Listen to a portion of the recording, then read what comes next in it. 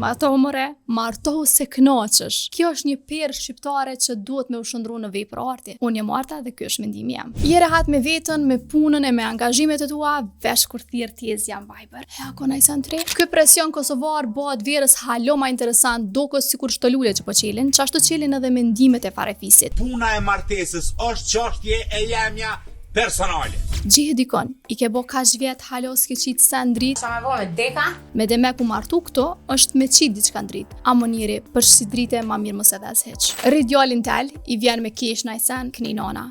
Me kam po kesh djali jam.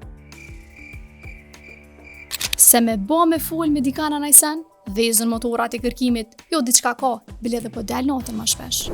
Për qikat jemet në dirët babës, që kishe ti aty veç si dekor. Dhe më thonë këtu është gjithë shka me gjithë dikon, amo ka dal bre se nuk shkon gjithë qështu. A dole me të shpi saj, kur po fejosh, mas fejesës, kur po martosh, m'fal, fëmi kur, dytin, a do me nis. Këto si janë pyetje meq, ky o mision shështëror, o je tik për njerë që studiojnë Bati Havxhin. Nejse, për juve djemve është pak ma e letë, ka njëherë për juve ka ma shumë kohë. Presioni ma i madh është te qikat, shkun vjet, ke bona i sen. Në moshën tonë unë i kom pas 2 fëmijë, amo ka dal një bre, se esenca nuk është gjithmonë aty.